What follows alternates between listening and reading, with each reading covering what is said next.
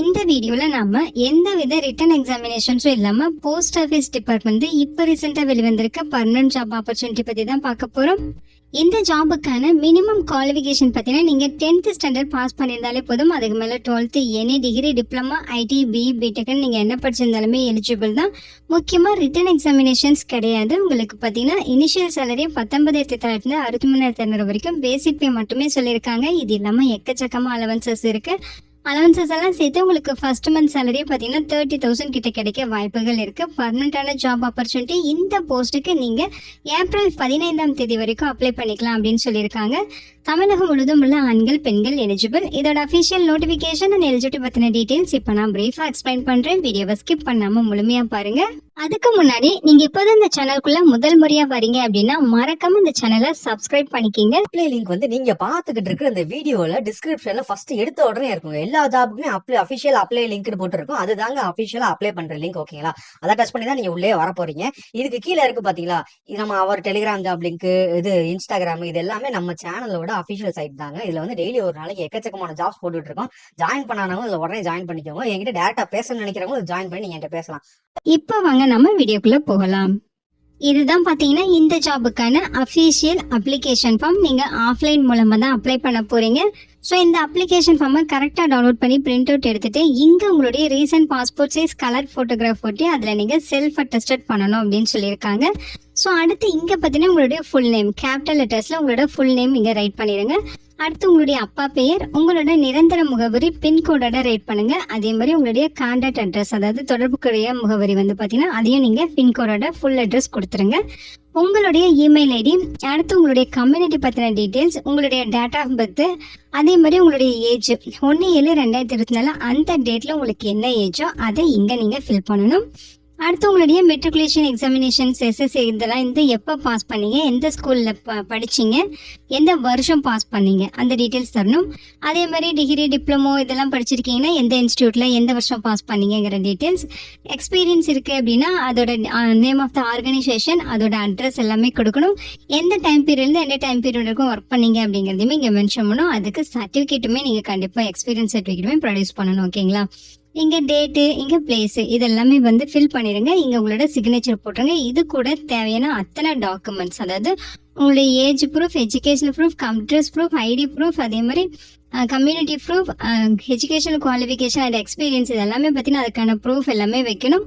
அதோட எல்லா டீட்டெயில்ஸுமே பார்த்தீங்கன்னா செல்ஃப் அட்டஸ்டட் ஜெராக்ஸ் காப்பீஸ், நீங்கள் வைக்கிற ப்ரூஃப் காப்பீஸ் எல்லாமே செல்ஃப் அட்டஸ்டட் ஜெராக்ஸ் காப்பீஸ் தான் வைக்கணும். அதையெல்லாம் கரெக்டாக வச்சு நீங்கள் சென்ட் பண்ணணும்னு சொல்லியிருக்காங்க. என்னென்ன அனுப்பணும் அப்படிங்கிற டீட்டெயில்ஸ் இங்கே கொடுத்துருக்காங்க பாருங்கள். Age proof, educational qualification, technical qualification தான் அதுக்கான ப்ரூஃப், எக்ஸ்பீரியன்ஸ் தான் அதுக்கான proof, photo ID proof, 2 copies of passport size photograph கேட்டிருக்காங்க. அதையுமே நீங்கள் சேர்த்து சென்ட் பண்ணணும். அதே மாதிரி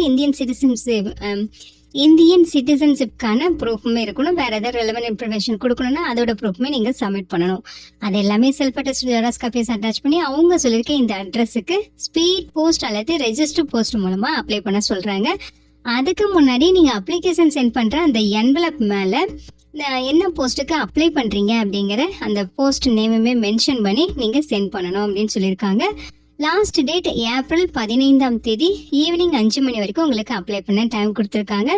நீங்கள் அப்ளிகேஷனோட சேர்த்து அனுப்புகிற ப்ரூஃப் காப்பீஸ் எல்லாமே செல்ஃப் அட்டஸ்டேஷன் பண்ணாமல் அனுப்புனீங்க அப்படின்னா டைரெக்டாக அவங்க ரிஜெக்ட் பண்ணிடுவோம் அப்ளிகேஷன்ஸை அப்படிங்கிற மாதிரி சொல்லியிருக்காங்க. ஓகேங்களா? ஸோ நீங்கள் அப்ளிகேஷனோட சேர்த்து சென்ட் பண்ணுற ப்ரூஃப் காப்பீஸில் செல்ஃப் அட்டஸ்டேஷன் பண்ணுறது ரொம்ப ரொம்ப இம்பார்ட்டன்ட். அதை மறக்காமல் செல்ஃப் அட்டஸ்டேட் பண்ணி கரெக்டாக அப்ளை பண்ணிடுங்க. இதுதான் அஃபிஷியல் நோட்டிஃபிகேஷன். ஸோ அந்த நோட்டிஃபிகேஷன் பார்த்தீங்கன்னா கவர்மெண்ட் ஆஃப் இந்தியாவிலேருந்து மினிஸ்ட்ரி ஆஃப் கம்யூனிகேஷன்ஸ் கொடுத்துருக்காங்க. Department of post office department notification release பண்ணியிருக்காங்க.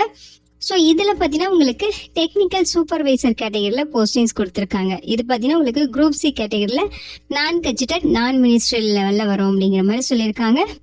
ஸோ 1 வேக்கன்சிஸ் இருக்குது. யூஆர் கேட்டகரி தான் கொடுத்துருக்காங்க. ஸோ எல்லா கம்யூனிட்டி சேர்ந்தவங்களும் இந்த போஸ்ட்டுக்கு தாராளமாக அப்ளை பண்ணிக்கலாம். சேலரி பார்த்தீங்கன்னா உங்களுக்கு லெவல் 6 பே மேட்ரிக்ஸில் 7th CPC அதோட அட்மிசிபிள் அலவன்சஸுமே இருக்கும் அப்படின்னு சொல்லியிருக்காங்க. ஸோ உங்களுக்கு சேலரி பார்த்தீங்கன்னா 19,900 63,200 வரைக்கும் பேசிக் பே. இது இல்லாமல் அலவன்சஸுமே இருக்கும். ஸோ அலவன்சஸ்லாம் சேர்த்து 30,000 கிட்ட பர் மந்த்துக்கு உங்களுக்கு கிடைக்கும். So last date April 15 evening 5 o'clock வரைக்கும் அப்ளை பண்ணிக்கலாம். பீரியட் ஆஃப் ப்ராபஸ்ன்னு பார்த்தீங்கன்னா 2 years கொடுத்துருக்காங்க. நீங்கள் ஜாயின் பண்ணி ஒரு 2 years வந்து நீங்கள் ஒர்க் பண்ணுற மாதிரி இருக்கும். அந்த டைம் பீரியடில் நீங்கள் எப்படி ஒர்க் பண்ணுறீங்க, இந்த மாதிரி உங்களோட பெர்ஃபார்மன்ஸ் எல்லாமே வந்து நோட் பண்ணுவாங்க. அதுக்கப்புறம் உங்களுக்கு போஸ்டிங்ஸ் பர்மனெண்ட் ஆகிடும். ஓகேங்களா? ஸோ அந்த 2 years ப்ராபஷன் பீரியடில் நீங்கள் கேர்ஃபுல்லாக ஒர்க் பண்ணணும். ஏஜ் லிமிட்டை பொறுத்த வரைக்கும் பார்த்தீங்கன்னா 22 to 30 வயது வரைக்கும் இருக்கவங்க ஆண்கள் பெண்கள் எல்லாருமே எலிஜிபிள்.